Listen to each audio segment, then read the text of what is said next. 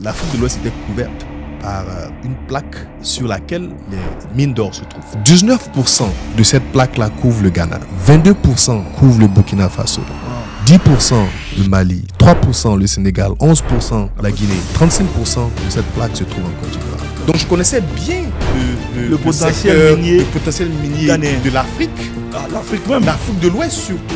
Beaucoup de financements, d'investissements dans le secteur minier aurifère se dirigeaient vers l'Afrique de l'Ouest.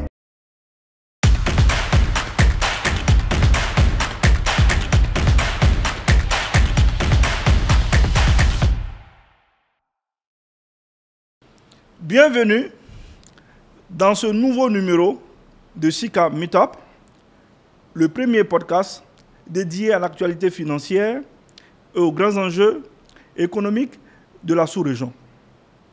Ce canal nous permet, entre autres, d'aller à la rencontre des acteurs clés de l'économie ivoirienne et ou sous-régionale, qu'ils soient des dirigeants d'entreprises, des entrepreneurs, ou même des personnalités politiques. Nous nous engageons avec eux dans une discussion de fond et sans filtre, au cours de laquelle nous essayons de mettre en lumière leur succès, leurs méthodes et même leurs outils et leurs routines, de sorte à offrir un aperçu précieux de leur parcours et de leur stratégie. Tel est le principe fondateur de ce podcast. Je suis Dr Ange Ponou, économiste à Sika Finance, et j'ai l'honneur aujourd'hui de recevoir Hassan Kouao Bilé, conseiller en chef du directeur général pour Newmont Afrique. Et il faut le savoir, Hassan cumule plus de 15 années d'expérience professionnelle à l'international dans un secteur qui est devenu hautement stratégique aujourd'hui.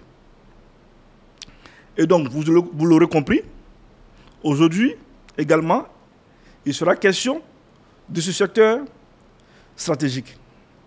Mais bien avant, Hassan nous partagera son riche parcours, puis ses analyses sur ce secteur en Côte d'Ivoire et enfin ses conseils pour réussir dans ce secteur qui est aujourd'hui en pleine expansion. Bonjour Hassan Kouao Bilé. Bonjour. Et merci d'avoir accepté notre invitation. Plaisir est le mien. Et sans autre forme de transition, et si je vous demandais de vous présenter à nos abonnés, qui certainement brûlent d'impatience d'en savoir un peu plus sur vous. Ok. Alors, je suis Hassan Kouao Bilé. Okay. Je suis ivoirien, né en Côte d'Ivoire, grandi à Abidjan. Et après l'étude secondaire, j'ai passé les 20 années après aux États-Unis. Okay. Donc voilà, en gros. Okay. Je suis sûr qu'on va rentrer dans plus de détails. On va entrer en détail, dans ce parcours qui me paraît un peu très global. D'accord. Et si on disait déjà, dans quelle ville avez-vous fait votre enfance, par exemple? Oh, moi je suis né à Nîmes-Bléco, dans le Djoablin. Ok. Nîmes-Bléco, déjà, pour ceux qui ne savent pas et qui ne sont pas ivoiriens. Dans l'est de la Côte d'Ivoire. L'est de la Côte d'Ivoire. L'est de la Côte d'Ivoire. Ok. Et puis, à l'âge de 4 ans, je viens à Abidjan. Ok. Pour commencer l'école. Je dis le cycle primaire. Oui, donc j'ai fait la maternelle à Makori, à la ruche de Makori. Je me rappelle bien. Ok. Et puis l'école primaire à Adjen. Adjen. À l'école primaire publique d'Adjen. Ok. Déjà, c'est bien de spécifier que vous êtes allé à l'école publique ivoirienne, oui. Ok. Ensuite, Donc, pour le collège, je vais au collège moderne Cocody qui est donc vous restez à Adien, jusqu'au CP. Jusqu'au CP. Au CP, ok. Et je vais à l'école collège moderne Cocody pour le collège. Pour le collège, ok, en 6e. Voilà, en 6e. Et après le BEPC, je suis au lycée technique d'Abidjan où je fais un programme de bac B. Bac B. Qui est économie. Économie. Donc, c'est plus ou moins là où mon aventure avec l'économie commence. Donc là je ne veux pas dire que c'est un choix que vous faites déjà en 3e, parce que difficilement en 3e, on ne peut pas savoir pour un élève s'il va en économie ou pas. Ce choix se fait beaucoup plus à l'université, non, je pense. Oui. Ou bien est-ce que dans votre cas, c'était différent? Vous avez voulu faire l'économie tout de suite? Oui, je pense que quand on est jeune, on a très tôt certaines ambitions et c'est le rôle des modèles qu'on a dans la société. Donc je pense bien que quand j'étais au lycée, au collège, j'admirais les économistes, leur capacité à analyser. Voilà, donc ça c'est ce qui m'a attiré dans ce programme, très tôt déjà. Ok, d'accord. Et donc vous allez au lycée technique? Je vais au lycée technique d'Abidjan. Je finis le lycée technique d'Abidjan, j'ai le bac et c'est le moment de sortir du pays. Ok. Est-ce que déjà là, vous avez exprimé l'ambition de sortir du pays? Est-ce que c'est d'abord une ambition personnelle ou c'est le choix des parents? Parce qu'à cet âge, je suppose que c'est les parents qui décident. Donc, dans mon cas, c'est d'abord un choix personnel, pas sur le pays, mais c'est le choix de sortir du pays pour des études. Ok, des études. Donc, bien sûr, il y a une consultation familiale qui se passe. On n'a pas le portefeuille des études à l'étranger, forcément. Ok. Mais je pense qu'en ce moment, c'est vraiment un choix qui est basé sur mes hautes ambitions. Donc, l'envie de sortir du pays et d'être assuré, pour une raison ou pour une autre, que je peux m'en sortir. Donc, sortir du pays, trouver une école à l'extérieur, travailler et payer mes cours, je pensais bien que ça allait être... facile? Ça allait être la voie à prendre. Ah, ok, la voie à prendre. Donc ça, c'est basé sur mes propres assumptions de la chose. Ok. Et donc là, après le bac, vous sortez effectivement du pays? Donc après le bac, il y a plusieurs choix. Donc il faut aller en France, il faut aller au Maroc, puisque dans le temps, je crois que c'est cette période-là que beaucoup de nos... Voilà, déjà, vous avez le bac en quelle année? Pour faire une parenthèse rapidement. 99. 99, ok. Oui. Moi, je me rappelle, j'étais au CM2. Voilà, ok. Super. Donc voilà, donc je veux partir, voilà, étudier à l'étranger. Comment payer, on verra, mais c'est là où la tête est. Ok, d'accord. Donc effectivement, vous sautez. Donc j'ai quelques choix de pays à choisir, et puis au final, c'est les États-Unis qui m'attiraient, parce que je me disais que déjà, le pays allait peut-être me donner beaucoup plus d'opportunités de pouvoir rester sur mon plan, qui est de financer mes études moi-même. Ok. Donc déjà là, après le bac, vous avez l'ambition d'aller à l'extérieur. Ouais. Et en plus de cela, vous avez l'ambition d'autofinancer vous-même vos études. Voilà. Ok. Mais j'ai 18 ans et demi, 19 ans à cet âge. Ok. Je sais ce que je sais. Hein. Donc, ouais. Est-ce qu'on aurait vous posé la question, est-ce que ce ne serait pas trop ambitieux ça, de penser qu'à 18 ans déjà aller à l'extérieur et pouvoir financer ses études soi-même? C'est pour ça que je dis que je savais ce que je savais. C'est-à-dire que ce que je savais était limité à mon âge. Je n'avais pas beaucoup d'expérience. Je savais que j'avais le cœur et le courage pour le faire. Je suppose que les personnes qui m'ont fait partir avaient aussi confiance au fait que j'avais le sérieux qu'il fallait, la résilience qu'il fallait pour partir. C'est ça. La maturité, certainement, qu'il fallait pour partir. Parce que je suis sûr que si j'avais montré des indices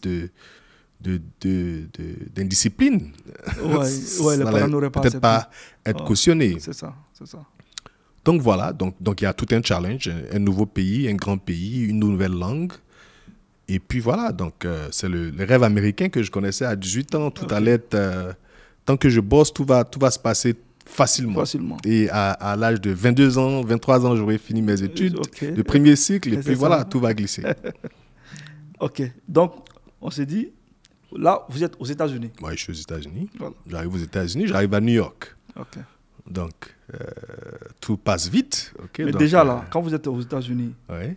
qui vous héberge, vous allez directement dans, je sais pas, Oh des non, résidences. je vais aux États-Unis, j'ai un tuteur Ok. qui est un grand frère à qui je passe le coucou en ce moment, qui vit aux États-Unis et qui m'a accueilli. Ok. Donc, j'étais avec lui À New York. à New York. Donc, on arrive aux États-Unis, voilà, on ne comprend pas forcément l'anglais. C'est l'anglais qu'on connaît, qu'on a appris à l'école. À l'école, c'est ça. Donc, oui. Parce que j'allais poser la question, le premier challenge, d'abord, quand vous arrivez dans un pays qui parle une langue différente de votre pays d'origine, oui. donc voilà, donc il y a déjà un challenge, il faut vous acclimater, comprendre la langue et ensuite repartir à l'école. Vous savez, quand un enfant est rêveur, c'est une bonne chose. Ok. Donc, j'étais un grand rêveur. Ok. Donc, je rêvais des États-Unis. Je rêvais d'une vie là-bas. Donc, le grand rêve que j'avais, l'ambition, le vivre aux États-Unis, surpassait toutes ces petites choses-là. Okay. Voilà, ces difficultés. Donc, j'étais prêt à affronter ça. Donc, effectivement, j'arrive aux États-Unis, c'est l'anglais. C'est l'anglais américain. C'est ça. Hein, donc, ça n'a rien à voir avec l'anglais qu'on a appris depuis le collège. Mm-hmm. On est généralement très bon à l'écrit. C'est ça. Donc, on peut écrire un test, un bon essai et tout ça, mais je ne veux même pas dire le parler, mais l'écoute. Hein, l'accent américain. J'étais à New York, qui a un accent particulier aussi. Ok. Donc, voilà. Donc, mon aventure commence. J'arrive aux États-Unis, je m'inscris dans une école d'anglais. Hein, voilà, et puis, je cherche à trouver mon premier boulot. Il faut commencer très vite. Okay. Donc là, vous allez directement dans une école d'anglais. Une école anglaise. Donc la spécialité, c'est de parler l'anglais. Oui, c'est le passage obligatoire hein, des étudiants qui ne parlent pas anglais comme la première langue. Donc voilà, c'est de prendre quelques mois d'anglais, passer le TOEFL. Je me demande bien si ça se fait encore, mais tu passes un examen d'aptitude à l'anglais pour pouvoir entrer, pour pouvoir maintenant commencer les cours voilà, à l'université. Et cette période dure combien de temps? Cette période, je ne me rappelle plus, c'est juste quelques mois. Donc moi, j'avais mon plan, c'était voilà, c'est cette école d'anglais qui m'a permis de pouvoir rentrer, de pouvoir aller aux États-Unis. Donc je vais directement dans l'école et puis après on verra. Ok.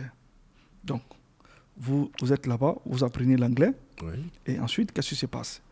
Je suppose que vous maîtrisez l'anglais. Oui. Voilà. Et ensuite, vous cherchez à vous inscrire dans une autre école?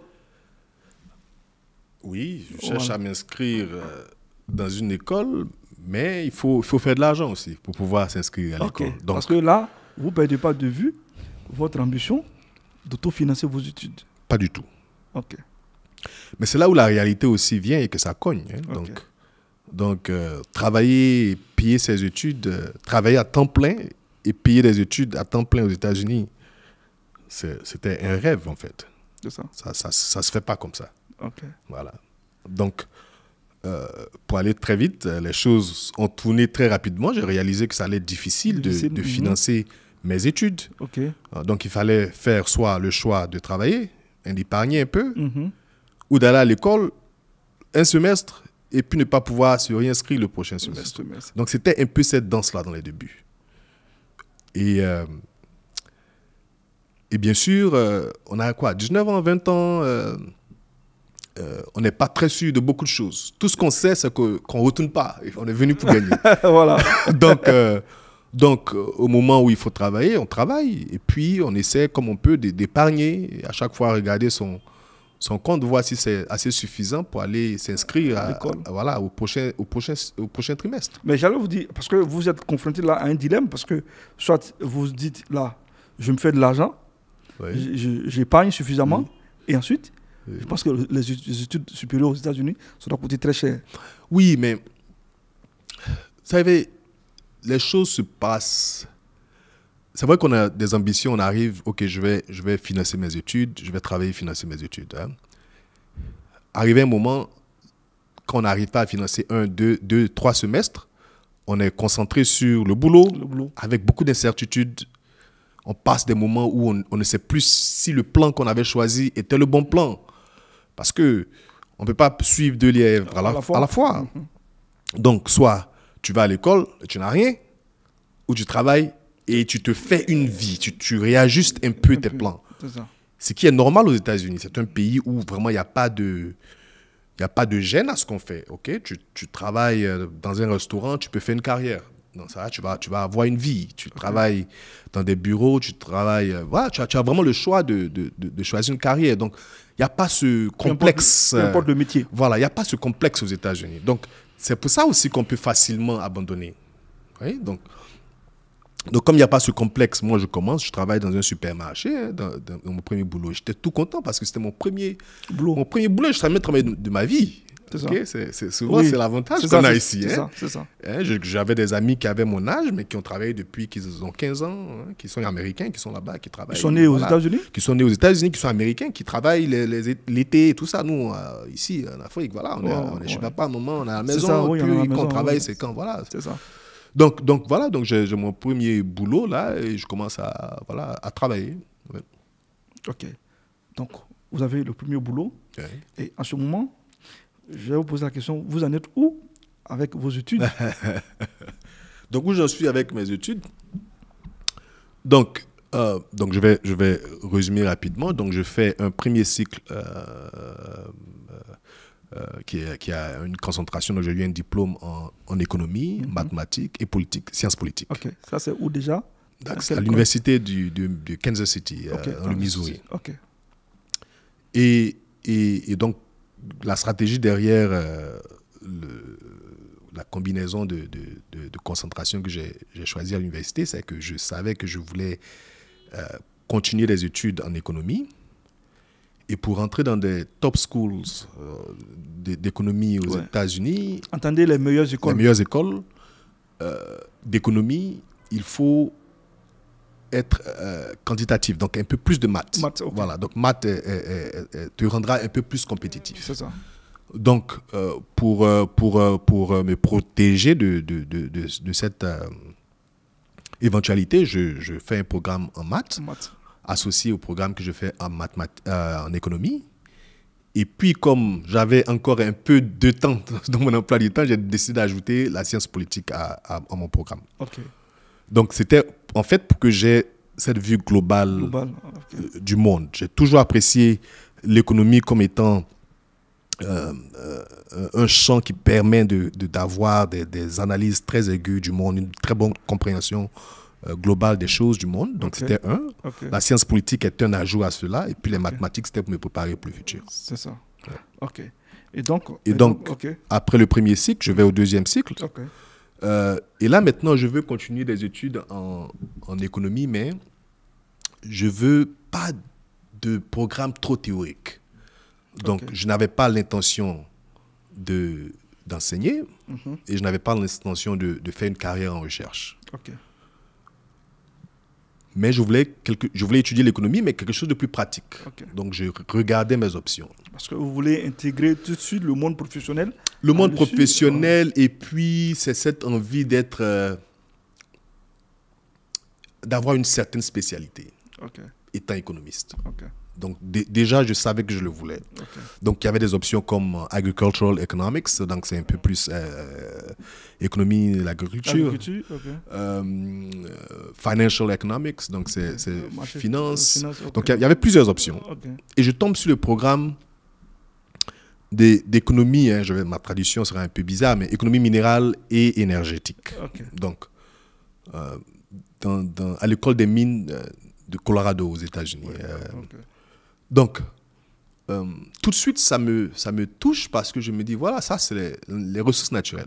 Voilà, c'est le plus gros challenge qu'on a en Afrique, la gestion des ressources naturelles et le dilemme qu'il y a autour des ressources naturelles. Je me dis, ça, c'est pratique.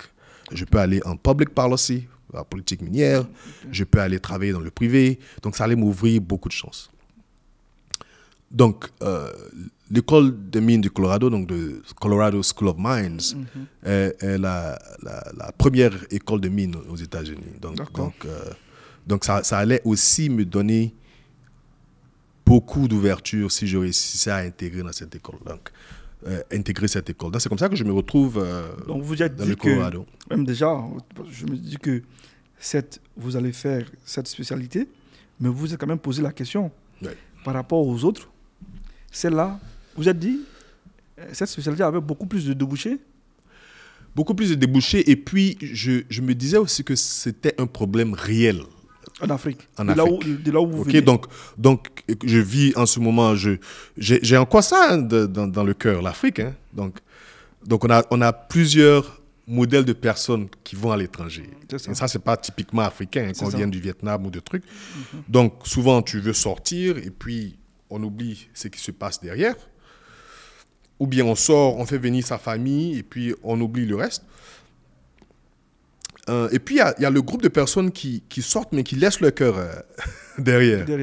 Donc, il y a toujours ce fantasme de revenir, travailler en Afrique, aider à contribuer, à trouver certaines solutions. Ce n'est pas des choses que tu apprends, hein. Ça vient comme ça. Donc, je suis certainement un peu plus dans cette catégorie de personnes. Donc mes prises de décision, même étant aux États-Unis, étaient un peu ça. Donc, je me dis, je vis dans un pays qui est très bien bâti, mais en Afrique, il y aura beaucoup plus de besoins.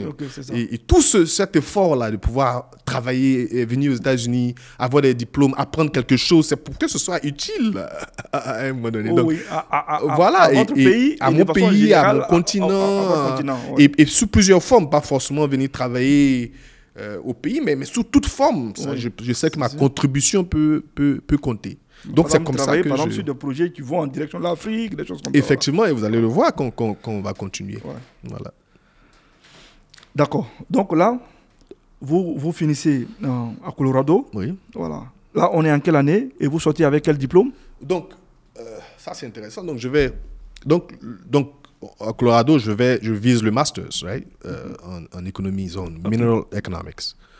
Donc, dans le programme, on est exposé à deux chemins, hein, soit les mines, soit le pétrole, soit l'énergie renouvelable. Donc, on est vraiment exposé à toutes ces théories-là, on fait toutes ces applications.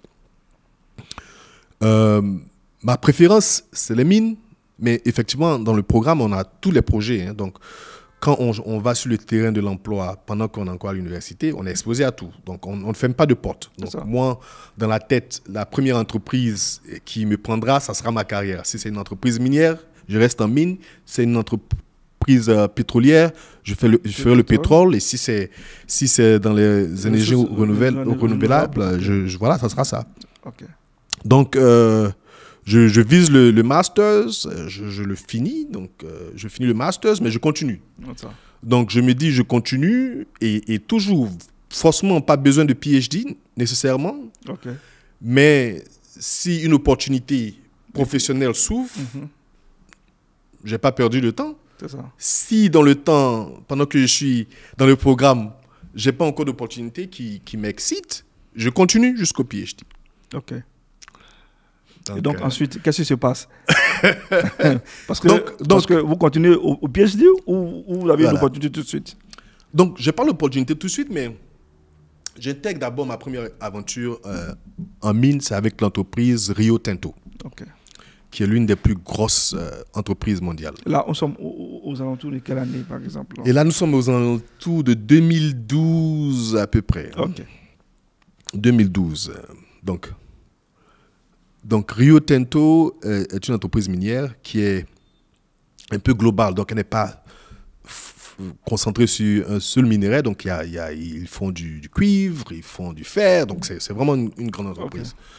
Et leur concentration à Denver, le bureau qu'ils ont à Denver, gère le diamant. Et puis, un minerai qu'on appelle borate. Donc, borate, je crois, en français. On doit vérifier ça. Oui, je ne connais pas vraiment. Donc c'est pas vraiment connu, mais c'est utilisé souvent pour les écrans plasma. Donc c'est un ingrédient clé pour faire ces écrans. Et bizarrement, c'est aussi utilisé pour les engrais. Donc c'est un minerai très important. Très important. Et la grosse majorité de vente de ce minerai va en Malaisie et en Indonésie. Donc, je rejoins Rio Tinto pour travailler sur un projet. Quel est le projet? La Malaisie et l'Indonésie sont les premiers producteurs de palmiers à huile. Ok.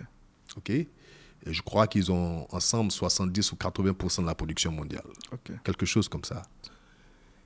Mais ils étaient face à un dilemme, ou ils sont face à un dilemme, puisque ces deux pays sont des îles. Les parcelles disponibles pour continuer l'extension, l'expansion, voilà.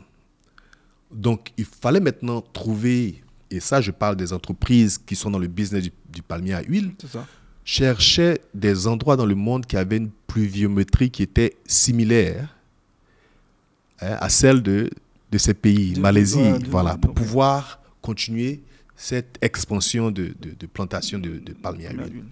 Et le résultat, c'est que c'est tout le long de la côte ouest de l'Afrique. Donc, si on passe du sud du Libéria, sud de la Côte d'Ivoire, sud du Ghana, jusqu'au Cameroun, Gabon. Voilà. Donc j'arrive à Rio Tinto, ils ont un projet où maintenant, puisqu'ils vendent les minerais en Asie de l'Est, maintenant, apparemment, il y a une stratégie qui doit être mise en place, une sorte de business development qui doit être mise en place pour pouvoir réajuster ce changement de marché. Et donc, je travaille avec eux pendant 1 an et demi sur ce projet-là, qui est en fait un projet de développement de leur stratégie. Donc, c'est ma première expérience à Rio Tinto. Et vous y passez combien de temps à peu près 1 an et demi. 1 an et demi. Ouais. Donc, on va dire que quand vous sortez de Colorado, vous ne chômez pas, vous trouvez une opportunité. C'était l'avantage de cette école, parce que les entreprises, et c'est l'avantage de l'école, quand vous êtes dans ce genre d'école, où les entreprises viennent vous chercher, ils sont à la porte.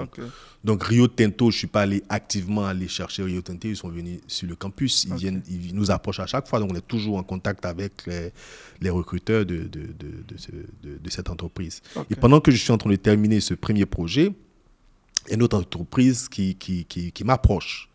Et donc, c'est l'entreprise qu'on appelle Newmont, qui, elle, donc Rio Tinto est australienne-britannique et Newmont est américaine. Et Newmont m'attire particulièrement parce que Newmont est dans la production d'or et le siège Afrique, ils ont des opérations en Afrique et le siège Afrique se trouve au Ghana, donc juste à côté de mon pays. Donc, le profil de l'entreprise m'a plu automatiquement à cause de ce côté-là, mais aussi c'était un leader dans le secteur minier aurifère. Donc je savais que c'était une entreprise avec laquelle je pouvais... Un leader au niveau mondial? Leader au niveau mondial. Au moment où je rentrais à Newmont, Newmont était la deuxième entreprise minière d'exploitation d'or. Minière d'exploitation. Voilà. Et je crois que dans ce temps, Barrick était la première. Barrick Gold. Et voilà, donc je rentre. Donc vous quittez Rio Tinto. Vous allez Rio Tinto et je rentre à Newmont. Vous allez à Newmont. Et à Newmont, Newmont a un nouveau PDG de l'entreprise qui veut maintenant que les analyses économiques de l'entreprise se fassent à l'interne. Donc, qu'on utilise les banques d'investissement pour certains projets, mais qu'on ait quand même des analyses économiques à l'interne. Donc, il décide de nommer un chief economist, donc un économiste en chef. Il a utilisé ce modèle parce que c'est comme ça que ça se passe à Rio Tinto. Donc, la grande entreprise Rio Tinto avait un économiste en chef. Donc, quand j'étais étudiant, on connaissait bien cet économiste en chef parce qu'on regardait, on lisait ses articles et les papiers qu'il écrivait. Donc, c'est ainsi que, puisque maintenant il y a un économiste en chef, il a besoin d'économistes pour travailler avec lui. Et c'est comme ça que je rentre à Newmont. À Newmont. D'accord. Et c'est vraiment très intéressant. Donc déjà, quasiment, vous avez expliqué votre incursion dans le secteur des mines. Voilà. Et donc, depuis, vous y êtes resté. Donc, je suis resté. Donc, j'ai fait plusieurs choses. Donc, c'est aussi ça l'avantage d'avoir eu le parcours que j'ai eu. Je suis très flexible. J'ai pas peur du challenge. Donc, je ne reste pas dans la même zone, si vous avez remarqué. Donc, je fais le poste d'économiste à Newmont pour peut-être une année ou et pendant que je suis là-bas, je m'attelle à faire beaucoup de projets. Hein. Donc, je ne reste pas juste dans le département dans lequel je suis. Je travaille sur des projets sur comment étudier le country risk, donc risque pays, les systèmes qu'on avait mis en place pour pouvoir... Ça, ce sont des projets personnels que vous faites oui, mais c'est ça l'entreprise américaine. L'entreprise américaine, on peut avoir son département et avoir des petits projets à côté, aller travailler, se porter volontaire à faire certaines analyses. Okay. Je travaillais dans un groupe, donc le chief economist était dans un groupe qu'on appelle développement stratégique de l'entreprise, donc qui est un peu comme le nerf de l'entreprise. Donc toutes les grosses analyses sur le futur de l'entreprise se faisaient là-bas. D'accord. Donc j'étais dans cette position, je pouvais effectivement aller dans d'autres fonctions et puis revoir certaines choses que je voulais. Voilà, donc ça m'avait donné cette flexibilité. Hein. Okay. Deuxièmement, j'avais un peu de visibilité puisque étant dans ce groupe-là, qui était un groupe très technique, j'avais accès au PDG. Et puis, mon patron, qui était l'économiste en chef, me permettait d'aller devant le leadership de l'entreprise, souvent pour faire certaines présentations. Okay. Donc, ça, c'est important. Avoir un patron qui ne prend pas tout pour lui okay. est un avantage. Okay. Et ce monsieur-là a été vraiment à la source de mon voilà, votre formation. De ma formation. Voilà. D'accord. Ouais. Et en Newmont, vous gérez, n'est-ce pas, des projets, j'allais dire, très importants et stratégiques pour l'entreprise. Oui. Voilà. Oui. Notamment, un certain portefeuille que vous aurez géré. Vous pouvez nous en dire plus sur cette histoire? Ah, OK. Donc après à peu près une année et demie en train de faire ces analyses économiques pour l'entreprise, dans le groupe dans lequel je suis, qui est les développements stratégiques, on a une deuxième branche qui s'occupe de l'acquisition. Mergers and Acquisitions. Donc, c'est certainement le côté le plus excitant du groupe. Donc, où on travaille sur les deals, on localise des entreprises qu'on peut racheter, des mines qu'on peut racheter. Donc, je voulais aller dans cette direction. Et comme je m'étais prouvé les premières années, on m'avait donné l'opportunité de changer de gap et d'aller dans ce secteur. Donc, là-bas, essentiellement, Newmont étant une grande entreprise à des positions dans certaines juniors, donc dans certaines entreprises plus petites. Donc, ces positions, on les prend intentionnellement, donc de manière stratégique, ou alors quand on fait une acquisition d'une entreprise, toutes les positions que l'entreprise a nous reviennent. Donc, il fallait mettre toutes ces positions, donc en position, je parle d'actions qu'on a dans un portfolio, dans un portefeuille, il fallait gérer. Donc dans ma nouvelle position, je gérais ce portefeuille-là et qui avait une valeur d'à peu près 400 millions de dollars.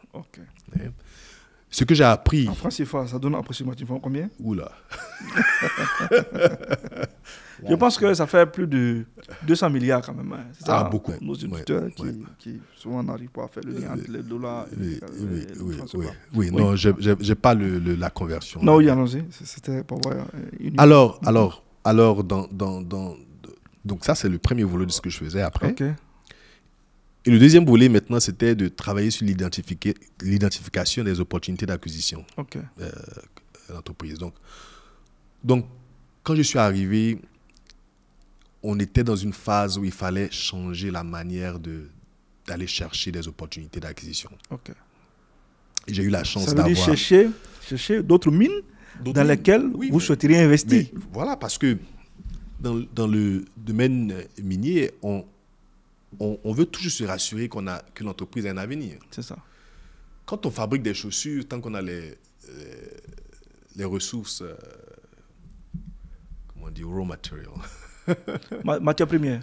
Voilà, quand on a les matières premières, tant qu'on a les matières premières, on continue à fabriquer les chaussures. Avec l'or, si vous avez une mine qui n'a plus d'or, vous avez fini d'exploiter l'or dans la mine, c'est fini. Donc, il faut toujours prévoir ce qui vient après. Donc, une entreprise qui ça y va de la vitalité même de l'entreprise. De la vitalité de l'entreprise. Donc, c'est vraiment très stratégique. C'est pour ça que c'est ce groupe-là qui gérait ça. C'est ça.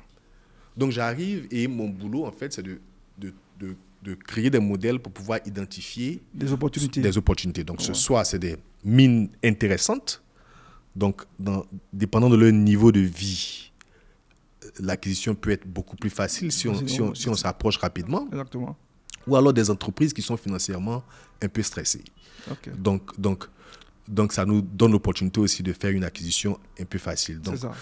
Donc, voilà. Donc, je mets en place un nouveau modèle que je réussis à présenter au leadership. Ils apprécient ça. Donc, ça nous permet maintenant de filtrer rapidement les opportunités d'acquisition. Ça nous permet aussi de comparer les potentielles entreprises ou mines à acquérir, les comparer à ce qu'on avait déjà. Donc c'était un modèle qui était assez dynamique. C'est ça. Donc, je faisais deux choses. Okay. Je gérais le portefeuille de 400 millions. J'ai appris à gérer un portefeuille, à faire des ventes, puisqu'on a fait de grosses ventes où on a vendu certaines des positions qu'on avait. Ça dit que vous avez racheté des mines, ensuite vous avez vendu. On rachète des mines, on vend des mines, mais aussi on prend des positions dans certaines entreprises minières. Ce sont ces positions-là qui sont dans ce portefeuille de 400 millions. Ouais. D'accord. Et donc tout ça, vous êtes toujours aux États-Unis. Donc là, je suis toujours aux États-Unis et maintenant, j'ai un peu de notoriété dans l'entreprise. On me connaît, on connaît mon travail. Et là, on se dit que vous avez fait combien d'années déjà dans l'entreprise? Là, j'ai déjà fait 4 ans, mais 4 ans où je suis rentré dans le groupe qu'il fallait. J'avais très vite, j'étais exposé aux décideurs de l'entreprise. Donc c'était ça. Et maintenant, on fait une grosse acquisition d'une mine au Colorado. Et après cette acquisition, j'ai l'impression que j'ai un peu tout fait. Donc, je suis dans l'entreprise, j'ai appris à gérer les portefeuilles, à faire des deals. Et puis, rappelez-vous que je suis économiste. Hein. Donc, moi, j'arrive, c'est purement finance maintenant qu'on fait. Donc, il fallait aussi faire du rattrapage. Mais c'est ça aussi, quand on réussit à être... à avoir ce parcours d'analyste, on peut s'adapter rapidement. C'est ça. Donc, je veux quelque chose de différent. Je veux sortir de ce groupe et faire quelque chose de différent. Vous voulez de nouveaux challenges. De nouveaux challenges. Donc, comme je ne suis pas juste un financier ou un comptable ou je vais partout, le nouveau challenge, c'est que la compagnie décide de faire du hedging. Je pense que le hedging veut dire couverture, si je ne me trompe. Oui, c'est ça. C'est ça? C'est ça. Donc, en fait, on voulait faire du hedging pour le gasoil et certaines monnaies. Donc, le dollar australien.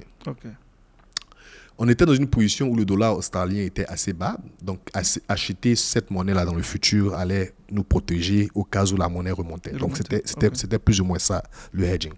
Donc, opportunité intéressante. On avait fait du hedging dans le passé. On ne le faisait plus. On veut reprendre ça. Donc, il faut maintenant aller à la trésorerie générale. Donc, là, c'est le groupe du trésorier, donc Treasury. Et donc, je rejoins ce groupe-là. Donc, vous changez quasiment. Donc, je ne fais plus de mergers acquisitions, je ne fais plus de management de portefeuille. Je vais maintenant purement encore finance. Et c'est là, c'est vous qui exprimez le besoin de changer de département. Oui. Pour avoir de nouveaux challenges. Oui, pour avoir de nouveaux challenges. Et donc voilà, donc je fais ça pendant une année. Et maintenant, je suis en position de commencer à jeter un coup d'œil sur les opportunités qui se trouvaient hors des États-Unis. Nous sommes une entreprise globale, donc mondiale. On a des opérations au Canada, en Amérique latine, au Mexique, en Australie. Maintenant, on est en Papouasie, Nouvelle-Guinée. Et en Afrique, nous sommes au Ghana. Donc, je me dis, OK, maintenant que je sais un peu comment les choses se passent du côté des États-Unis, des bureaux, il faut aller maintenant sur le terrain. Et quel terrain avez-vous choisi de visiter en premier? Imaginez. Donc, je décide de venir en Afrique, à notre siège régional. C'est le seul bureau de Newmont en Afrique? Donc, oui. Au Ghana? Oui. Donc, c'est le siège régional qui couvre l'Afrique et l'Europe. Ok. Donc, ça couvrira toutes les opérations minières, donc exploitation, et aussi tous nos projets d'exploration en Afrique et en Europe. Ok. Ok. Donc voilà. Donc, Voilà comment vous revenez en Afrique. voilà comment je reviens en Afrique. Voilà. Et je reviens en Afrique avec beaucoup d'émotion. Je suis au Ghana. Ok. Ça, conformément à votre idée de départ, quand vous quittiez la Côte d'Ivoire, c'était d'aller vous former, Oui. acquérir de l'expérience Oui. et revenir sur votre continent Oui. pour travailler. Oui. Et, Voilà. et dans ce cas, le petit truc, c'est que être utile au point d'être accompagné. Hein. Ok. Donc c'est l'entreprise maintenant. Puisque c'est vrai que j'ai exprimé, Oui. mais il faut, Oui, il faut que tu sois l'entreprise, aussi. Voilà. Oui, Donc, c'est ça. donc l'entreprise dit oui, on a vraiment besoin que vous preniez ce poste-là. Ok. Donc c'est comme ça que je viens. Donc vous voilà. arrivez en Afrique, J'arrive en Afrique. précisément au Ghana, J'arrive au Ghana. à Accra, vos bureaux sont à Accra. Oui. Ça, c'est en quelle année? Donc, c'est en 2018. Ok. Donc, en 2018, en juin, il y a l'opportunité qui s'ouvre. On me dit, voilà, donc il faut commencer à s'apprêter. La région, le leadership qui est ici en Afrique, me fait venir en juin, juste pour regarder, pour être sûr. C'est vrai que tu veux venir, mais il faut être sûr du terrain et tout ça. Donc, je viens, donc je passe un week-end au Ghana. C'est ma première fois. Je ne connaissais pas autre pays en Afrique. À part la Côte d'Ivoire. À part la Côte d'Ivoire, donc un bon Ivoirien. donc je viens au Ghana et je suis tout de suite touché par la culture. J'ai une collègue qui m'a invité à manger, mais vraiment africain, quoi. Genre, voilà, donc ça change un peu. Oh là là. Donc je retourne en juin après ce petit voyage là pour tester le terrain, voir les apparts, voir ce qu'il faut, la vie. C'est ça. Voilà. Je retourne et le but c'est de revenir en octobre pour m'installer. Ok. Donc vous partez et vous revenez effectivement en octobre. Et je reviens en octobre 2018. Voilà, pour vous installer. Alors, et quand vous êtes... Donc je viens avec donc, puisque je suis en expatriation, donc c'est des contrats de 3 ans. Donc mon premier contrat est de 3 ans. Donc je viens 3 ans en Afrique travailler. Ok. Et voilà. Et quels sont les principaux objectifs qui vous ont été assignés, n'est-ce pas, déjà dans les 3 premières années quand vous arrivez au Ghana? Donc, j'arrive au Ghana, donc les objectifs qui étaient décidés au début ont légèrement changé parce que je me retrouve dans un environnement où tout se passe vite. Donc, la complexité du secteur minier en Afrique, hein, je le sens très rapidement. Donc, quand je viens, c'est vraiment pour travailler sur la stratégie régionale, pour commencer à penser à notre stratégie de croissance. À partir de l'Afrique. À partir de l'Afrique, pour appliquer certains programmes qui viennent de Denver, donc du siège vers l'Afrique. Donc Denver, c'est aux États-Unis. Denver, aux États-Unis, où notre siège global mondial se trouve. Ok. Et donc, est-ce que dans les premiers instants, ça se passe vraiment bien, comme vous l'avez dit? Dans les premiers instants, c'est super. Il y a un petit choc culturel, hein, même si on est africain. J'arrive au Ghana, les gens communiquent dans leur langue locale. Voilà, c'est vraiment, la culture est très forte au Ghana. Oui, mais ils parlent plus leur langue locale que l'anglais au Ghana. Oui, puisqu'ils peuvent faire les deux, mais il n'y a pas de complexe. Tout le monde parle le twi, hein, voilà, donc la chantilly. Donc voilà, donc c'est là tout de suite, hein, tout de suite au bureau, voilà, donc voilà. D'accord. Et là, en fait, vous apprenez suffisamment sur, par exemple, le secteur minier, où je peux reformuler, c'est-à-dire le potentiel de ce secteur dans l'économie ghanéenne. Oui, mais rappelez-vous que mon boulot, c'est là que tout rattrape. Ce que je faisais avant, c'était de détecter des mines et des entreprises minières et des mines qui peuvent revenir à notre entreprise. Okay. Donc, j'ai passé des années à étudier des pays, le potentiel des pays, l'attractivité de certains pays. C'était ça mon boulot, du matin au soir. C'est de passer à déceler les 500, 600, 800, Ok. 600 mines que tu... Voilà, donc toujours retrouver des modèles qui me permettent de faire ce tri-là. Qu'est-ce qui permet de... Qu'est-ce qui doit m'alarmer pour commencer à regarder un pays sérieusement ou des potentielles mines dans un pays. Donc, c'est ce que je faisais. Donc, je connaissais bien le potentiel minier ghanéen. de l'Afrique. Ah, l'Afrique même. L'Afrique de l'Ouest surtout. Je savais que, et ça va peut-être être une bonne transition, mais je savais par exemple que beaucoup de financements, d'investissements dans le secteur minier, aurifère, se dirigeaient vers l'Afrique de l'Ouest parce que des projets étaient concrets. Donc je venais sur un terrain que je connaissais de loin. Okay. Mais maintenant, ce qui allait s'ajouter à ça, c'est que je suis sur le terrain, c'est une réalité. Notre performance sociale, la relation gouvernementale, ce genre de choses-là dont je n'avais pas vraiment accès quand j'étais aux États-Unis. Maintenant, je suis sur le terrain, je peux affronter certains problèmes qu'on a et les gérer aussi. Ok. Et donc, vous dites que le secteur minier ghanéen est attractif ou très attractif? Oh là, il est très attractif. Mais commençons même par l'Afrique de l'Ouest. Ok. Donc, je vais rendre ça assez simple, comme ça, on ne fait pas trop de géologie, mais... Donc, pour simplifier les choses, c'est comme si l'Afrique de l'Ouest était couverte par une plaque sur laquelle les mines d'or se trouvent.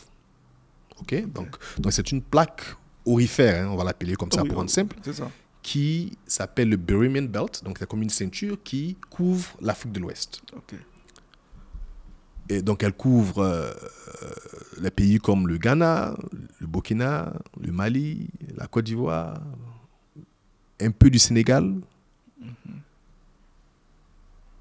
Et voilà. Donc, 19% de cette plaque-là couvre le Ghana. Wow. 22% couvre le Burkina Faso. Wow. 10% le Mali. 3% le Sénégal. 11% la Guinée. Ok. Vous voulez connaître la Côte d'Ivoire? Non, la Côte d'Ivoire, on donne la Côte d'Ivoire pour après. Donc, ok, donc j'ai la question à ma réponse. Donc, le secteur ghanéen est très attractif. Très attractif. D'abord, le pays jouit d'une certaine stabilité qu'ils ont eue depuis une bonne vingtaine d'années. Donc, ça a aidé. C'est l'un des pays africains les plus stables. Les plus stables. Ouais. Le deuxième, c'est que les mines, c'est un pays qui a une certaine maturité, hein, dans le secteur minier. Donc, même durant la colonisation, c'était des mines d'or au Ghana. À l'époque, c'est Gold Coast. Gold Coast, right. Okay. Pendant que nous, c'était un peu plus l'agriculture qui était café, cacao, voilà, qui était plus en avance. Donc, il y a une certaine maturité. Ils sont dans ce domaine-là depuis très longtemps. Ça. Et ça donne un certain avantage, cette maturité-là. Okay.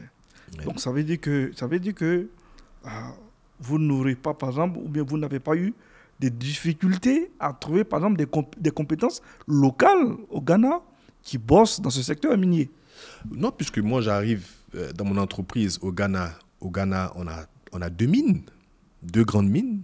Okay. Nous sommes les premiers producteurs d'or au Ghana. Nous sommes les plus grands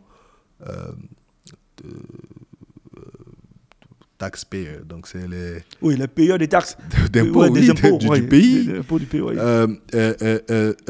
Nous employons, si on veut mettre les... nous employons à peu près 5 000, 6 000 personnes dans nos mines. Ah ouais. Donc, oui, on a la capacité là, on est sur place. La majorité de nos employés sont ghanéens. Ils sont des ingénieurs, ils sont... Okay. Voilà, donc voilà, les choses bougent. Ok. C'est 6 000 personnes quand même. Je n'avais pas pensé qu'une seule entreprise pouvait employer une mine pour autant d'individus. Ouais. Et donc, tout se passe très bien au Ghana. Donc, tout se passe bien au Ghana. On fait aussi de l'exploration en Éthiopie. Ok. Et aussi de l'exploration qu'on a commencé dernièrement en Côte d'Ivoire. Ok. Donc, on sait clairement, au vu des chiffres que vous avez donnés tout à l'heure, que, contrairement au potentiel du secteur minier ghanéen, la Côte d'Ivoire est juste un peu en deçà. On parle de potentiel, hein, on ne parle pas de production. Ouais, donc, on parle de potentiel. autant de potentiel, donc je parlais de la fameuse plaque. Oui. Donc 19% au Ghana. Le Ghana est le premier producteur africain. C'est ça. Donc le Ghana a surpassé l'Afrique du Sud, qui a toujours été le premier producteur africain. Okay. Le Ghana est maintenant le premier producteur africain d'or. Donc 19% de cette plaque couvre le Ghana. Et avec ces 19%, le Ghana est premier producteur africain. Okay. 35% de cette plaque se trouve en Côte d'Ivoire. Wow. Donc, il y a encore un travail à faire de prospection. Ouais. Mais quand on parle de potentiel, on n'a pas besoin d'un génie pour savoir qu'il y a quelque chose qui se passe. En Côte d'Ivoire. Regardez les premiers producteurs africains. Le premier, c'est le Ghana. C'est ça. Le deuxième, ce n'est plus l'Afrique du Sud, c'est le Mali. Le troisième, l'Afrique du Sud. Donc, ils sont à 105, 104 tonnes. Donc, ils sont plus ou moins pareils. Après, le Burkina Faso. Après, le Soudan. Après, la Tanzanie. Après, la Guinée. Et la Côte d'Ivoire. Donc, nous n'avons pas beaucoup de mines. On a commencé juste récemment à améliorer, à investir dans notre secteur minier. Ça a coïncidé aussi avec la stabilité politique. Depuis, voilà. Depuis 2011. Et donc, quand vous regardez les chiffres, effectivement, le pays a quadruplé, a multiplié sa production annuelle d'or. Donc, relativement, clairement, le Ghana est loin en avant en termes de production. C'est un pays qui a une certaine maturité en secteur minier. On a beaucoup à apprendre d'eux. Ils produisent à peu près 135 tonnes par an. La Côte d'Ivoire produit 51 tonnes par an. Mais si vous voyez où on était, vous voyez que vraiment la Côte d'Ivoire va dans la bonne direction. Okay. Et ce n'est que le début. Okay. Et donc c'est une raison suffisante pour vous, entreprise quasiment leader au niveau mondial, la production d'or, de s'intéresser à un pays comme la Côte d'Ivoire. Oui. Donc, on avait fait un petit tour en Côte d'Ivoire. Et pendant la crise... Quelle crise? Laquelle des crises? 2011 2011, 2010, je crois. Okay. 2010, ça, dans la période... donc, les crises successives, on dira, on avait un peu impacté le risque pays. C'est ça. C'est ça un peu la sensibilité avec le secteur minier. Hein. Donc, on dépense des centaines de millions de dollars pour pouvoir avoir son premier gramme d'or. Okay. Donc, il faut dépenser tout ça avant d'avoir son premier gramme. Donc, avant de faire ces dépenses, il faut être sûr de la stabilité du pays, la longévité du projet. Parce que investir autant d'argent suppose que vous mettrez quand même un certain nombre d'années avant d'avoir un retour sur investissement. Effectivement. Donc, la stabilité, c'est quelque chose absolument primordial. Important. Stabilité, continuité aussi. Hein, parce qu'on ne fait pas un deal avec un gouvernement et puis l'autre, s'il n'y a pas de continuité. Donc, il y a tout ça aussi à voir. Mais c'est tout ça la stabilité. Ouais. Ça y va aussi la crédibilité du pays. Mais oui. Voilà, de ne pas reconnaître des engagements. Mais ça va de main en main, je pense. Stabilité, crédibilité. Oui, donc c'est beaucoup d'investissements, beaucoup de capitaux qui rentrent. En ce moment, nous sommes en train de construire une 3e mine au Ghana et c'est des dépenses de 1 milliard de dollars. Wow. 1,2 milliard à peu près. Donc, oui, c'est coûteux. Donc, c'est avant la production commerciale. Hein. Donc c'est toutes ces dépenses-là qui doivent être faites pour pouvoir... et si on veut compter tout le trajet, donc pendant l'exploration, la construction de la mine, voilà... Les usines, parce qu'il y a une usine dans la mine, donc voilà. Ok. D'accord. Et là au Ghana, revenons un peu sur le Ghana, vous avez en tout combien de mines aujourd'hui? Parce que vous êtes le plus grand producteur d'or au Ghana. Oui. Avec combien de mines opérationnelles? On a 2 mines au Ghana et une 3e que nous sommes en train de construire. Mais quand je dis les mines, le Ghana, c'est des mines qui produisent vraiment. Oh, vraiment voilà, oui, voilà. Je présume. Donc voilà. Récemment, on vient de signer un accord, donc c'est public. On a vendu l'une de nos mines, la mine d'Achim, ou plutôt nous sommes dans le processus de vente d'une de nos mines. Et on a rendu public l'information. Ouais. Je pense crois qu'on juste a tous les 1 million de... 1 milliard. 1 milliard de dollars. Pour cette vente-là. Okay. Et en fait, cette vente, il n'y a pas de c'est pas un signal à quoi que ce soit. Hein. C'est juste que si vous connaissez bien l'entreprise Newcrest, qui était en Côte d'Ivoire dans le temps. Okay. Donc Newmont a je vais dire racheté okay. Newcrest il y a à peu près 2 ans, donc fin 2023, on a conclu ça. Donc avec Newcrest, qui était déjà une grande entreprise australienne, on se retrouve avec beaucoup de mines, plusieurs mines. Hein. Donc on a un peu plus d'implantations maintenant au Canada et en Australie. Donc généralement, après ce genre de grosses acquisitions, on s'assoit, on commence à voir un peu quelles sont les mines qu'on va garder, quelles sont les mines qu'on va céder. Mais c'est vraiment de manière stratégique. Donc nous, on a décidé de se concentrer sur des mines qui sont d'un certain niveau de production. Et puis vendre les mines qui sont un peu plus bas en production. Mais c'est très relatif à notre portefeuille. Mais les mines que nous sommes en train de vendre sont des mines qui ont une bonne portée pour d'autres entreprises. Je suppose on ne va pas payer 1 milliard de dollars pour quelque chose qui n'en vaut pas la peine. Et donc, vous avez fait des incursions en Côte d'Ivoire, mais si vous avez racheté Newcrest qui opère en Côte d'Ivoire, voilà, ça veut dire que c'est ça, je suppose. Oui, mais je pense qu'au moment où on faisait l'acquisition, Newcrest était déjà parti du marché. Voilà, donc on n'avait plus les mines. Mais on avait quand même certains projets qu'on suivait depuis un bout de temps. Donc le retour n'était pas difficile. On connaissait bien le terrain. Voilà. Et donc vous avez réalisé quand même un projet en Côte d'Ivoire. Donc nous avons officiellement ouvert notre entreprise, notre succursale ivoirienne, donc Newmont Côte d'Ivoire, dont je suis le représentant. Ça, c'est en quelle année ça? Juste cette année. Hein. Donc, c'est tout nouveau. Hein. Donc, mais avant ça, nous avons... Donc, c'est peut-être un côté que j'avais... qui est important. Donc, l'entrée dans un pays, quand il y a un programme d'exploration, ça se fait avec le rachat d'une autre entreprise ou l'investissement dans une autre entreprise ou un joint venture. C'est ça. Donc, c'est la stratégie qu'on utilise pour notre retour. Donc, on a fait un joint venture avec une entreprise ingénieure d'exploration qui est locale, Awalé Resources, exactement. Donc, nous finançons l'exploration à Awalé et éventuellement, nous rentrerons totalement dans le pays. Ok, d'accord. Donc là, vous prenez une prise de participation à Awalé. Exactement. Awalé, l'entreprise et aussi dans le projet. Dans le projet. Ok, d'accord. Est-ce que en dehors de ce projet, vous étudiez encore d'autres projets ou d'autres formes d'acquisition, n'est-ce pas, pour essayer de renforcer votre emprise dans le pays? Oui, donc c'est effectivement pour ça que nous avons... le potentiel que vous avez révélé. Oui, c'est pour ça d'ailleurs que nous avons ouvert Newmont Côte d'Ivoire, c'est parce que nous sommes là pour faire du business. Donc on est là pour les opportunités qui vont se présenter. Donc c'est pas juste le projet d'Odioni, mais on est là pour faire des affaires. Ok.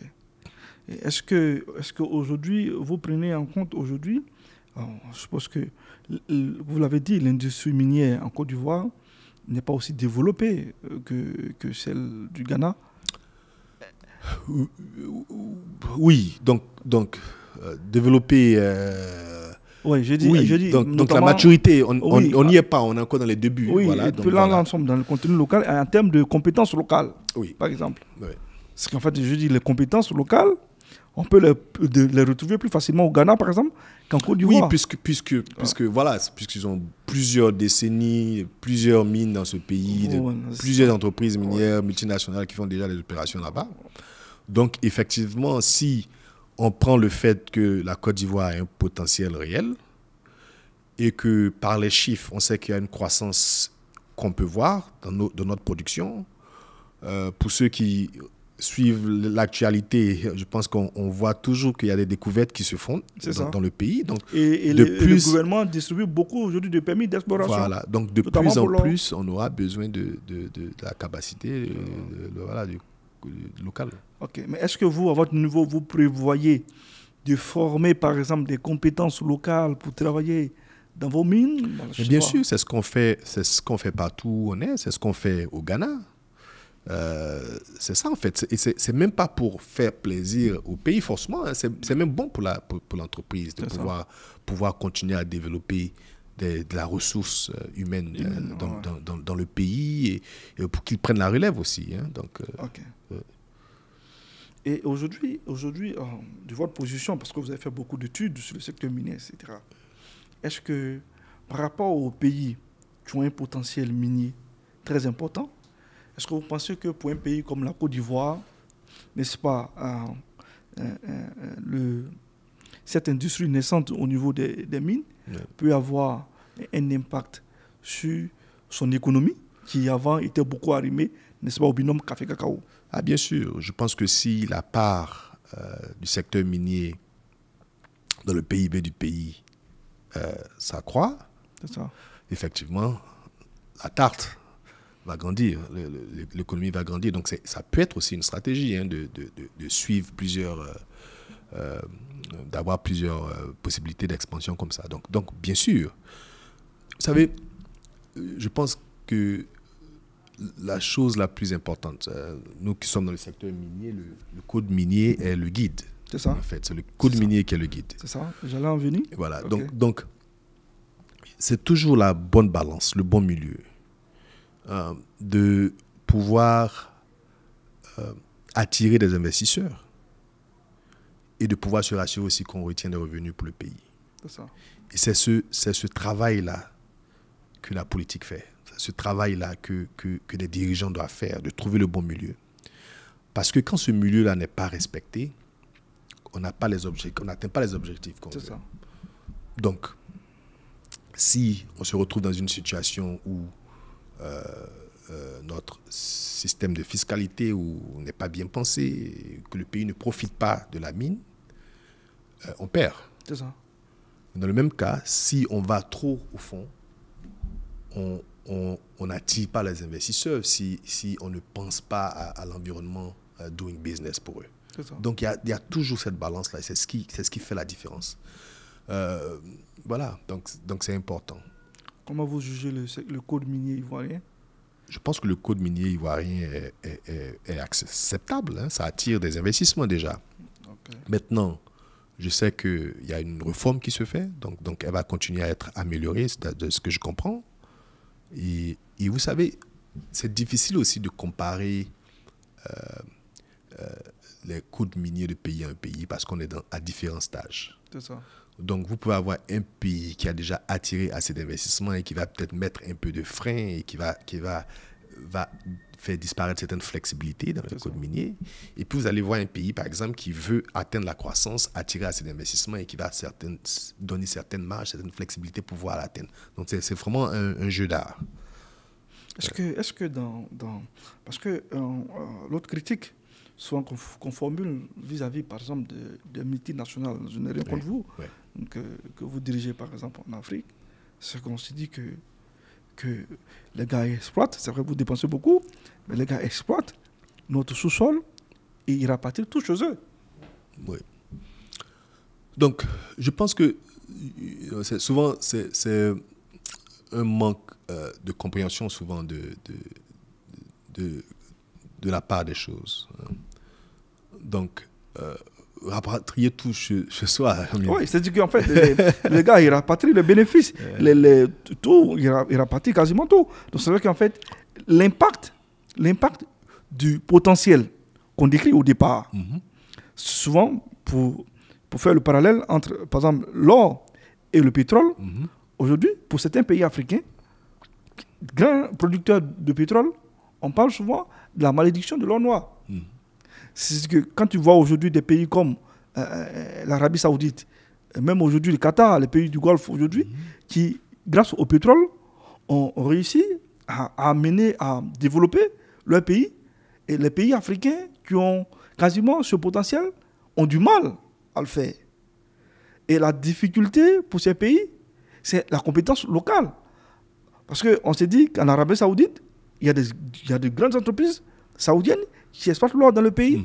Et donc, les dividendes sont réinvestis dans le pays. Donc, toute la différence, quand vous avez une économie qui est, c'est vrai, qui est très attractive pour les investisseurs internationaux, parce que leur présence permet de créer des emplois, mais l'autre étape serait, j'allais parler de transfert de technologies. C'est que quand ces multinationales arrivent dans le pays, parce que dans les deals que les pays signent, il faut qu'ils exploitent, c'est vrai, parce qu'ils investissent beaucoup d'argent. Il faut qu'au bout d'une certaine période, ils puissent transférer de la technologie au pays pour que, n'est-ce pas, la compétence locale prenne le relais et que les ressources du pays profitent davantage au pays que quand, n'est-ce pas, c'est vrai que c'est une compétition, mais je dis que quand ça part sur cette base... Non, mais je pense que cette base-là est généralement établie dans les codes miniers. Je donne l'exemple du Ghana, par exemple. Le local content, donc le contenu local, est bien là. Nous, par exemple, mon entreprise, spécifiquement, nous surpassons toujours les cibles, les objectifs qui nous sont donnés. Donc, le but, c'est de pouvoir pas juste transférer la technologie, mais aussi le savoir. C'est ça. On a beaucoup plus d'avantages qu'on a des employés locaux qui font le travail, ils connaissent le terrain. C'est ça. Par rapport à la longévité du business, de la mine, c'est bon d'avoir des locaux qui sont là. Les gens qui viennent d'ailleurs peuvent venir avec pas toute la connaissance qu'il faut pour le truc. Mais la réalité aussi, c'est ça, c'est que ça prend du temps pour construire cette capacité-là. C'est ça. Et donc, c'est vraiment, comme j'ai dit, c'est un jeu de danse, mais qui doit être fait de très bien, quoi. Donc, mais on ne parle pas assez aussi de ce que des entreprises minières aussi font. Hein. Donc, je pense que souvent, on n'en parle pas. Donc, des investissements aussi qui sont faits dans les communautés, dans le social, dans les communautés, des investissements dans l'éducation, dans les infrastructures, dans les communautés dans lesquelles on vit. Nous, par exemple, nous avons 2 fondations qu'on a au Ghana, à côté de chacune de nos mines, qui bénéficient au bénéfice des communautés hautes qui sont à côté. Voilà, donc pour chaque once d'or vendue, il y a $1 qui est attribué. Donc si on a vendu 1 million d'onces, ils ont $1 million. Donc il y a des choses qui sont faites. Mais je comprends aussi que c'est un débat assez compliqué de savoir et c'est bouillonnant aujourd'hui, le contexte aujourd'hui. Parce qu'effectivement, sans l'or ou les minéraux dans le sol n'ont pas de valeur s'ils ne sortent pas. Donc c'est le choix qu'il faut faire. Oui. Donc, voilà. Ça veut dire que les pays africains ont des sous-sols. Souvent même en Guinée, on parle de scandale géologique. Oui. On parlait du potentiel minier de pays comme la Guinée. Oui. Mais ils n'ont pas la technologie. Ces pays n'ont pas la technologie pour exploiter le sous-sol. Et c'est là que tout le problème se pose. Voilà. Mais après, moi je comprends, les multinationales, elles font du business. Ouais. Elles investissent de l'argent pour en retour gagner de l'argent. Voilà. C'est aux pays africains de prendre les responsabilités. Voilà. Et l'autre aspect qu'on va aborder, c'est surtout sur les effets néfastes, par exemple, des activités des grandes sociétés de mines sur l'environnement. Ouais. Voilà. Donc aujourd'hui, on parle plus, on demande à ces entreprises d'intégrer beaucoup plus les critères de durabilité. Ouais. Voilà. Donc au niveau de Newmont, comment vous percevez ce nouveau contexte et comment vous intégrez davantage ces critères dans votre activité ou du moins dans les mines que vous exploitez dans les différents pays? Donc en fait, on parle de procéder à une exploitation minière qui est responsable, qui profite à la société autant que ça profite à nos actionnaires. Donc c'est le gagnant-gagnant. Aujourd'hui, nous sommes des entreprises qui sont listées sur le marché international, donc Newmont par exemple sur le New York Stock Exchange. Donc il y a certaines choses qu'on ne peut pas faire. C'est pas parce qu'on est une entreprise minière qu'on pollue. Je pense que souvent c'est ce qui se dit. Mais il faut faire la différence entre une entreprise minière qui fait une production industrielle Parce que les gens disent que j'utilise souvent des cyanures. Oui, mais il faut faire la différence entre une entreprise minière qui produit à l'échelle industrielle, donc qui a le financement, les structures qu'il faut, qui ont des usines de traitement d'eau et tout ça, et une petite entreprise artisanale qui fait du dégât. Souvent, j'ai l'impression que souvent, il y a un peu de confusion. Voilà, de confusion. Donc, c'est bon de clarifier. Donc, comme je disais, nous avons des investisseurs, nous sommes une entreprise, comme on l'appelle en anglais, publique, parce que nous avons des actions. Donc, les gens viennent investir dans des entreprises qui sont plus responsables aujourd'hui. Ce n'est plus comme avant. On ne parle plus de durabilité parce qu'il faut le faire ou parce qu'on est forcé à le faire. Il y a un avantage à ce que ça se fasse. Nous avons reçu plusieurs prix dans le secteur minier pour notre position, attitude, pratique par rapport à la durabilité. Oui, donc, non, il y a les eaux sont traitées, la production est faite dans le respect. Vous savez, une entreprise minière qui est légalement implantée dans un pays doit respecter certaines normes du pays. Donc, il y a des normes environnementales qui doivent être respectées. C'est ce qui nous permet d'avoir le permis. Il faut cocher toutes ces choses-là. Donc, une entreprise minière industrielle ne se comporte pas comme elle veut dans un pays. C'est vrai que souvent on dit que c'est les mines qui gâtent l'eau, mais il faut pouvoir faire la différence entre l'orpaillage et l'industrie. Ouais.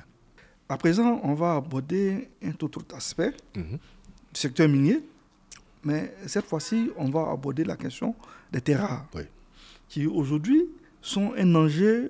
constituent un enjeu mondial stratégique. Voilà. Que pensez-vous du potentiel de la Côte d'Ivoire dans ce domaine, par exemple? Oui, c'est bien que vous ayez parlé de stratégique. Ouais. Parce que c'est vrai que c'est rare, mais c'est aussi stratégique. Donc, on parle de ces 17 minerais à peu près, ces 17 éléments qui sont clés aux nouvelles technologies, aux technologies qui ont attrait aux énergies nouvelles et tout ça. Donc, oui, même les véhicules électriques. C'est effectivement très stratégique. En ce moment, la Chine a une sorte de monopole par rapport à la production de ce genre, parce que la majorité des terres rares viennent de la Chine. Oui, donc de la Chine. Donc, effectivement, il y a quelques pays en Afrique qui ont fait certaines découvertes, qui ont commencé maintenant à attirer un peu plus d'investissement. Les recherches se font ici et là, mais stratégiquement, c'est un pays qui a ce genre de minerais aujourd'hui est dans une position stratégique. Donc, on se dit qu'avec le dynamisme que la géopolitique mondiale, la Chine étant détenteur de la majorité de la production des terres rares. Le plus grand potentiel mondial? Je ne dirais pas potentiel, puisque on ne sait pas encore. Bon, le plus grand producteur actuellement mondial. Actuellement, oui. Donc c'est la Chine. Donc, tout pays hors de la Chine qui pourra donner l'alternative chinoise sera bienvenu. Donc, je dis que c'est un potentiel. Je ne sais pas trop quels sont les pays qui ont des résultats intéressants, mais effectivement, c'est le futur. C'est ça. C'est le futur. Et donc, je pense que par rapport à l'importance de ces minerais, je pense que nos pays devraient changer d'approche, de paradigme qu'ils ont eu, par exemple, vis-à-vis des anciens minerais, par exemple, qu'ils ont eu à exploiter, par exemple. L'approche, je veux dire, ne devait-elle pas être différente par rapport à ce type de minerais? Oui, mais il faut être sûr d'avoir le minerai avant d'avoir une politique par rapport à ce minerai. C'est ça aussi. On n'a pas assez de capitaux pour pouvoir faire ce genre de choix. C'est ça. Donc, lorsque j'allais en détection pour une mine dans différents pays, on va se dire que le premier élément le premier filtre sera la stabilité politique du pays.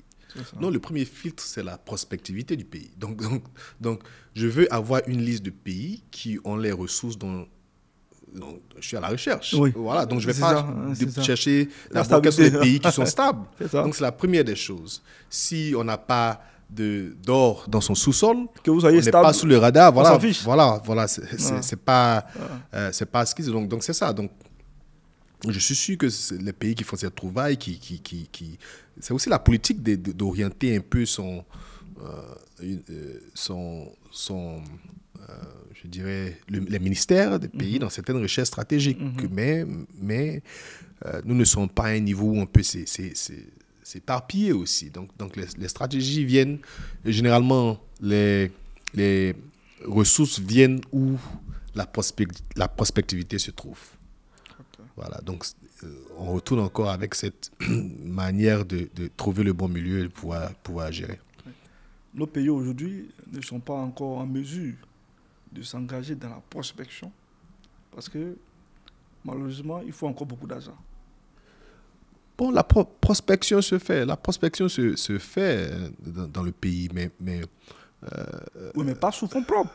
Les capitaux viennent de l'étranger. Non, quand même, nous avons des non, je ne veux même pas dire juste nos pays, mais dans des pays, on a des géologues qui sont sur place, qui font des recherches, qui s'associent après à d'autres entreprises ou à des gens qui ont plus de capitaux, qui veulent investir dans leur trouvaille. Mais je pense que quand même, à ce niveau d'exploration préliminaire, la porte d'entrée n'est pas serrée.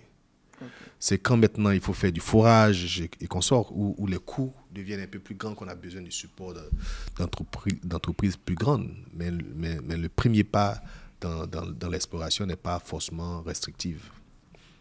Ou restrictif plutôt. Donc, de votre position aujourd'hui, si on veut parler de l'avenir du secteur minier en Côte d'Ivoire, comment vous le voyez?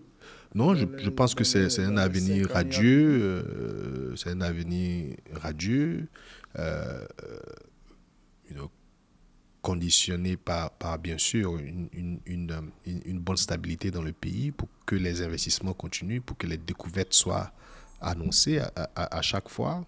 Le pays doit avoir un coup de minier qui continue à attirer, mais qui continue aussi à protéger le pays. Donc c'est, comme j'ai dit, c'est le bon milieu.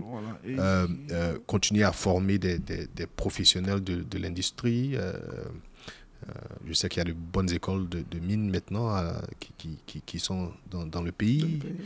Je rencontre beaucoup de jeunes qui se forment à cette industrie-là. Donc, c'est bon. Donc, j'encourage d'ailleurs les jeunes élèves et étudiants à s'intéresser à cette industrie parce que quand elle va exploser, il sera bien d'avoir des Ivoiriens, des professionnels sur place pour le faire. Donc non, bien sûr, c'est un avenir à regarder les chiffres, à voir ce qui se passe.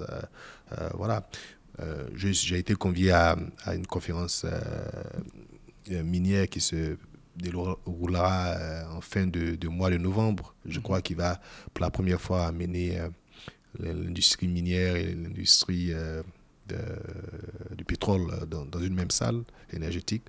Donc je pense que ça sera aussi un moment pour le pays de se vendre ses atouts. À chaque février, je suis à la conférence Indaba à Cape Town où tous les investisseurs, toutes les grandes compagnies, tous les pays producteurs de minerais se retrouvent. La Côte d'Ivoire est toujours présente. Je vois dans les pays de l'Afrique de l'Ouest qui sont là, qui sont présents avec une équipe et qui vendent bien le pays. Donc non, les choses bougent. Tout est en place. Quand on n'a pas de minerais dans son sous-sol, on n'a pas d'options. On n'a pas voilà. Mais quand on a les minerais, tout le reste peut suivre. C'est juste qu'on a besoin d'un environnement qui est propice à l'investissement. Et voilà, donc ça, c'est un peu plus le corps de la politique. Mais dans un mindset de partenariat entre les entreprises qui exploitent et le pays qui accueille. OK. Yeah. Alors, aujourd'hui, on doit dire que vous totalisez plus de 15 ans 15 ans, bon, on dit plus. Oui, mais dans le secteur minier, oui, à peu près. Minier, oui, dans le secteur minier, oui. Donc, du haut de vos 15 ans, plus de 15 ans d'expérience dans le secteur minier, quel est le plus grand enseignement que vous tirez aujourd'hui de ce parcours? Le plus grand enseignement de mon parcours. Je pense que la question sera plus facile si c'était plutôt de mon parcours professionnel, peut-être. Moi, je pense que il faut se fixer des objectifs parce qu'on a besoin d'être conduit par quelque chose. C'est ça. Donc, il faut toujours se fixer des objectifs. Des objectifs qui sont légèrement plus hauts que ce dont on croit. Un objectif qui est facile à atteindre, ça vous donne un peu de marge. Donc, essayez de pousser un peu plus. Okay. De viser beaucoup plus haut. Viser beaucoup plus haut, toujours. Je dis toujours aux plus jeunes que je côtoie que la chance n'existe pas. La chance, c'est quand la préparation rencontre l'opportunité. Donc, on se prépare comme on peut. Et quand l'opportunité se présente, on tape. Et c'est ça la chance, en fait. Donc, de profiter de cette période d'apprentissage, il y a d'apprendre et de savoir valoriser les relations. Et souvent, ça, c'est quelque chose que je veux stresser un peu plus. Les rencontres qu'on fait, on doit les valoriser. Il faut savoir entretenir de bonnes relations avec des gens pour que ces personnes gardent une bonne image de vous parce que vous ne savez jamais. C'est ça. Et ça se passe aussi en entreprise. Des gens qui vont faire des stages et qui ne voient le stage que comme un stage. Mais ce n'est pas juste la promesse d'un emploi qu'on va chercher. On va chercher des contacts. On va se prouver. On va se tester soi-même. On va découvrir des opportunités, des différentes manières de penser, de différentes manières de voir les choses. Il faut qu'on puisse s'ouvrir pour pouvoir au moins voir les opportunités qui peuvent se présenter à nous. Donc ça, c'est un autre conseil. Aux jeunes filles, à nos jeunes sœurs, les jeunes filles, il n'y a pas de limite aujourd'hui. Okay? On peut tout faire.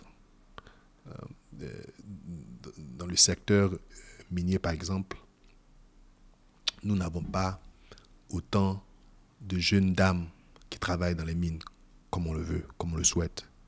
Et nous avons des politiques internes pour attirer plus de jeunes dames dans ce secteur-là. Ce n'est pas juste des ingénieurs qu'on a dans une société minière. On a des gens qui font de la ressource humaine, on a des financiers, on a des comptables, on a tout le monde. Donc, ouvrez-vous, ouvrez les opportunités. Pensez haut. Si l'objectif est facile à atteindre, ce n'est pas un bon objectif. Poussez plus haut. Mais il n'y a pas de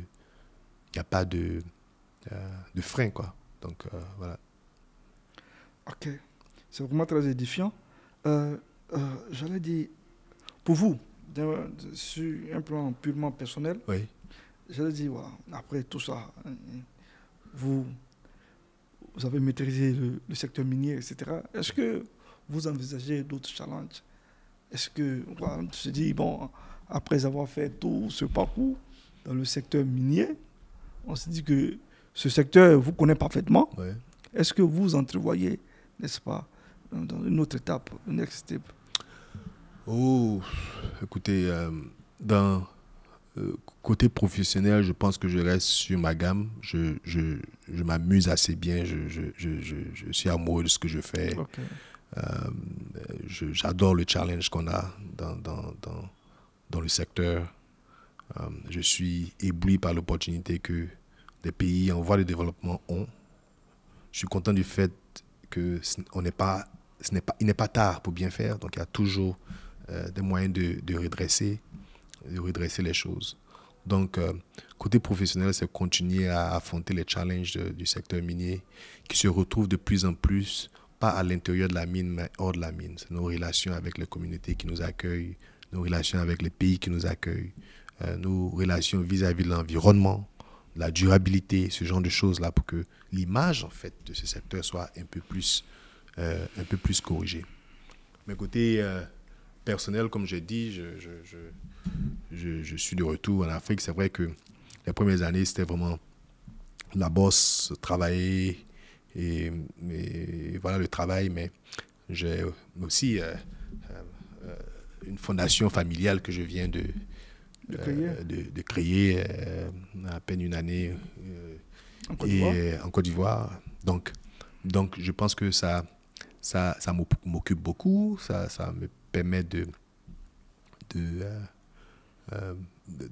suivre un peu ce que j'avais dit par rapport à l'éducation de nos jeunes frères et jeunes sœurs, par rapport à l'orientation à avoir. Donc, c'est une fondation qui va vraiment se concentrer sur l'éducation des plus jeunes. Donc je veux pouvoir passer un peu plus de temps sur ce projet et voir où ça nous amène. Ok. Je dois dire que nous sommes quasiment à la fin, n'est-ce pas, de cet entretien. Est-ce qu'il y a un aspect qu'on aurait omis, n'est-ce pas, de toucher et que vous souhaiteriez revenir dessus, ou alors, tout simplement, quel serait votre dernier mot? Bon, je dirais plutôt... On a parlé de beaucoup de choses. Oui, on a parlé de beaucoup de choses. Mon dernier mot, peut-être, c'est plus un sens d'optimisme par rapport à l'Afrique, par rapport à nos continents, par rapport au potentiel de l'Afrique. Beaucoup de bonnes choses arrivent, les choses changent. Je sais que souvent on se dit qu'on ne voit pas le changement, mais les choses changent pour le mieux. Je rencontre toujours des générations de jeunes cadres dans le secteur minier qui sont haut calibre, qui sont professionnels, qui ont de grandes ambitions pour leur pays, pour leurs entreprises, qui négocient mieux. Les choses sont différentes. On ne doit pas penser que les choses n'avancent pas en fait. Donc, peut-être pas aussi vite qu'on veut, mais je sais que la direction dans laquelle on s'oriente est la bonne. Ok. Merci Hassan d'être venu échanger avec nous. Merci. Et merci, j'allais dire à nos auditeurs pour cet entretien qui, ma foi, est très riche. Et merci encore pour vos insights sur ce secteur. Ouais. Vous avez présenté les enjeux environnementaux, les opportunités également dans ce secteur, ouais, qui, j'en suis convaincu, n'est-ce pas, seront très précieux pour nos auditeurs. Voilà. Je vous remercie. Et merci à vous qui nous avez suivis et à très bientôt pour un prochain numéro.